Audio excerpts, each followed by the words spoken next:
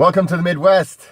So I've actually had a few questions about this online. So I just want to thank you guys for sending me your questions. Please continue to ask questions. I'm happy to do my best to answer questions. Again, I'm not a scientist, I'm not a doctor, and I'm not an astronaut.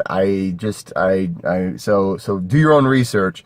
But I had a question from a lot of people about when's the best time to do my cold exposure?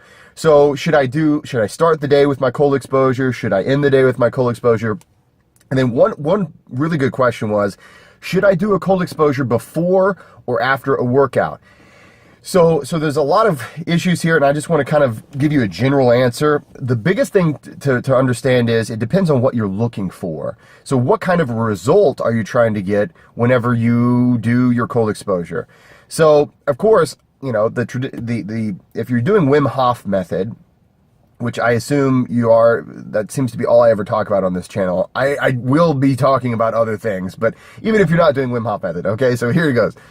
If you do a longer cold exposure, you're challenging your body in a different way than if you do a really short cold exposure. So one of the best things you can do, if you're going to do a cold exposure before working out, before any kind of exercise, just do a really short one. Because what that's going to do for you is you're going to get the adrenaline release, you're going to get that norepinephrine, you're going to get all those happy chemicals, the dopamine, all this cool stuff's going to go on, without having any of the effects not necessarily side effects, but what I would consider a side effect that you don't want before working out, which is stiff muscles. Because you have to remember, if you're in the cold for a longer period of time, or in a very, very cold experience for a longer period of time especially, you will have vasoconstriction. That's just part of it. And that's okay if it's just a real quick exposure. Okay, cool. My skin had some vasoconstriction, woke me up. It got me ready to go. But if you're doing like an ice bath, like if you're sitting in the ice bath for a couple minutes or maybe 3 minutes, or doing some kind of a what I would consider a cold exposure for the sake of cold exposure, then yeah, don't go exercise afterward. And if you do, you just remember you're going to have to do a lot more warming up than normal. For a lot of people, they say, hey, once you've been in the ice that day, you're not going to exercise the rest of the day. That's just a rule that a lot of people have. For me, I would say, let's suppose if you're going to do a cold exposure, maybe whenever you first get up, maybe you'll do a 3-minute ice bath, 5-minute ice bath, something like that. Okay, you're really doing, that's a very significant cold exposure. Well, if I do that when I first get up, maybe around 6 a.m., by the time I get off of work, maybe around 5 or 6 p.m., I can totally do a workout. Yeah, that's not going to be a problem because you've given yourself enough time for your body to get back into that regular homeostasis. And then if you want to, you can do a cold exposure right after a workout.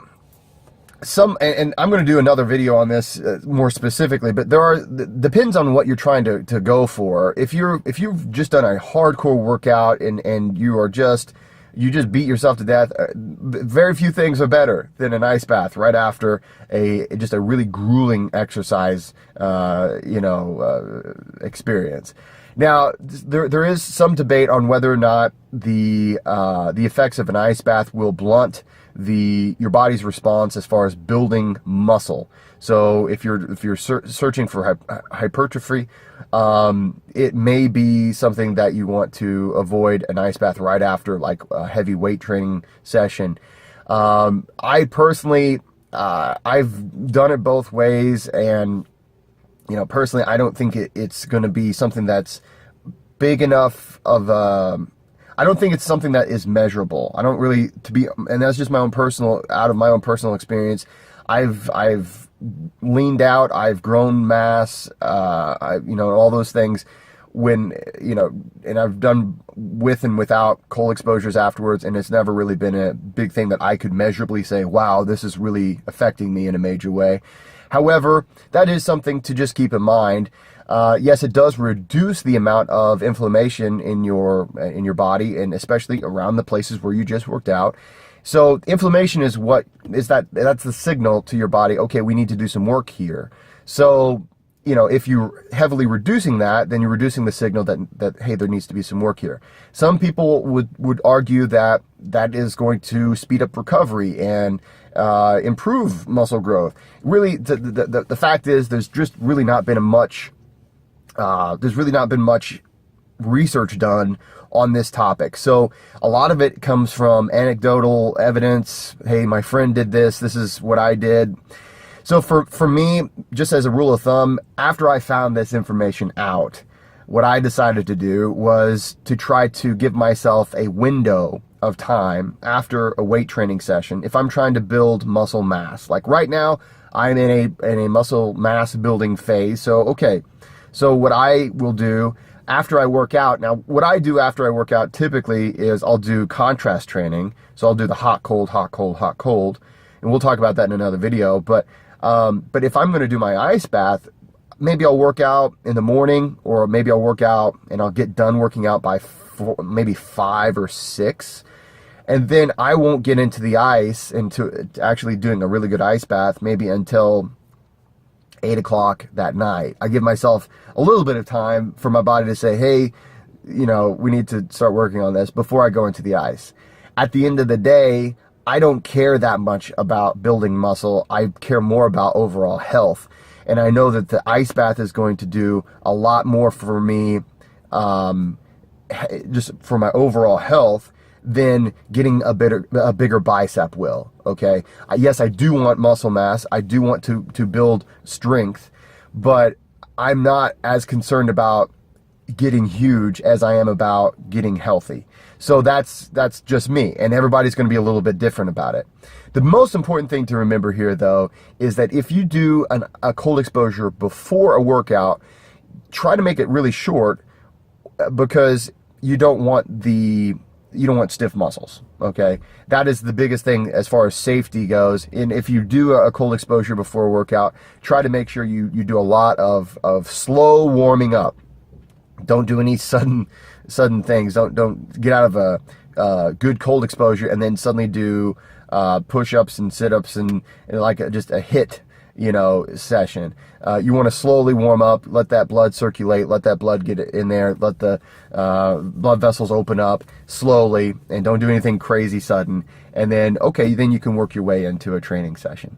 So it depends on what you're looking for. It depends on what you're wanting the cold to do for you. And that's really going to determine whether or not I should be getting into the cold before or after a training session, depending on what kind of exercise. For me, as long as I'm not getting into a long ice bath before a workout, it really isn't something that I think about too much.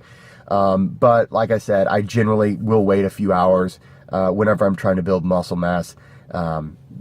Just because there's a little bit of evidence that shows that if you get into an ice bath or into a cold exposure after weight training, it's possible that it would blunt your muscle growth.